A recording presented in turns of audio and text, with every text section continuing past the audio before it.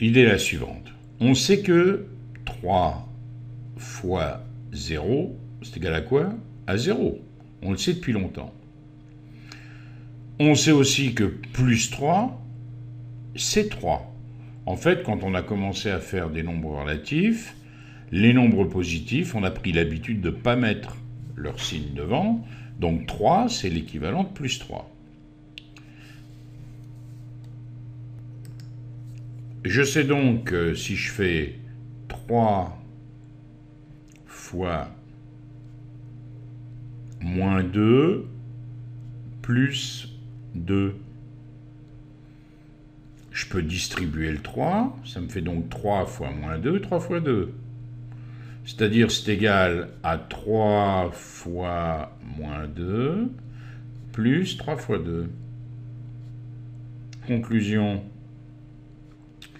Le 3 fois 2, bien sûr que je sais son résultat, c'est 6. Donc je vois tout de suite que pour que ça fasse 0, bah oui, pour que ça fasse 0, parce que moins 2 plus 2, ça fait 0. Pour que ça fasse 0, il faut bien que 3 fois moins 2 soit égal à moins 6.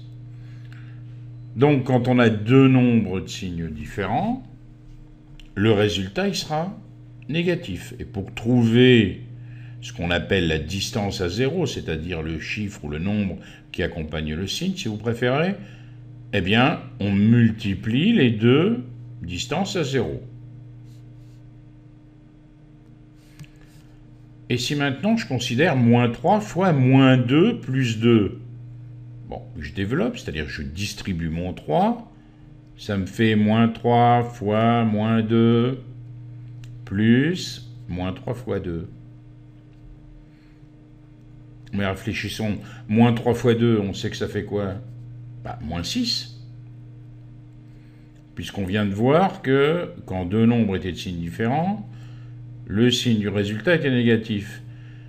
Mais moins 3 fois moins 2 plus 2, je sais que moins 2 plus 2, c'est 0.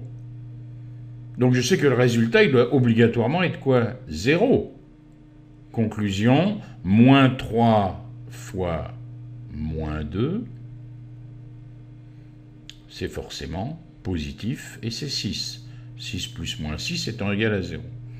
Donc voilà une manière d'expliquer pourquoi le produit de deux nombres négatifs va donner un nombre positif. On part toujours de l'idée que un nombre multiplié par 0, c'est égal à 0.